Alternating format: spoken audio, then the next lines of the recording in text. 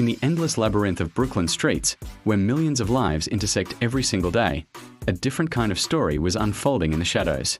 It wasn't about the vibrant culture or the iconic landmarks. It was about a presence, a chilling observer who turned the city's anonymity into a hunting ground.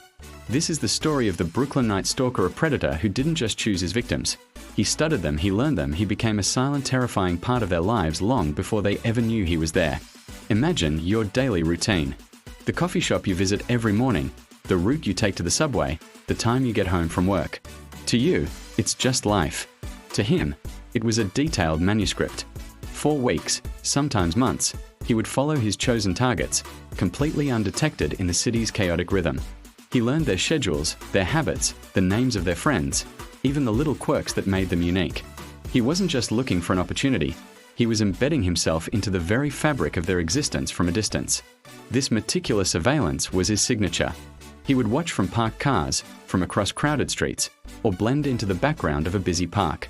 He'd know when they left a window open, when they were home alone, when they felt their most secure. And that's when the true horror would begin. His attacks were not impulsive acts of rage. They were the terrifying culmination of a long, drawn-out psychological game that only he was playing. The victims had no idea they were a character in his twisted narrative until the final, tragic chapter. Survivors who were fortunate enough to escape shared harrowing details. They spoke of a man who seemed to know things about them, things he couldn't possibly know. He might mention a recent phone call they had, a trip they took last month, or the name of a pet.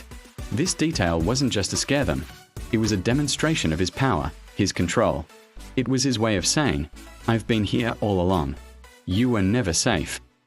The psychological trauma of this realization was as devastating as the physical attack itself. How do you recover from the knowledge that your private life was a public spectacle for a predator? The investigation was a nightmare for law enforcement. How do you catch a ghost? The attack seemed random at first, spanning different neighborhoods, targeting people from various walks of life. The only connection was the invisible thread of his obsessive preparation.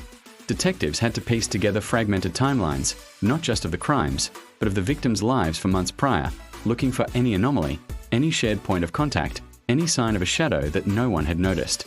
It was like searching for a single face in a crowd of millions, a face that was an expert at not being seen. The case created a wave of paranoia across Brooklyn. People started looking over their shoulders, second-guessing their routines, and seeing potential threats in every stranger. The city that never sleeps was now wide awake with fear. The Brooklyn Night Stalker didn't just attack individuals. He attacked the very sense of security that people rely on to live their lives. He turned the ordinary into the ominous, proving that the most terrifying monster isn't the one that jumps out of the dark, but the one that's been watching from it all along, waiting for the perfect moment to strike. His reign of terror serves as a chilling reminder that in a city of 8 million stories, some are written in fear. Thanks for watching, and be sure to subscribe for more deep dives into the cases that haunt our history. Stay safe out there.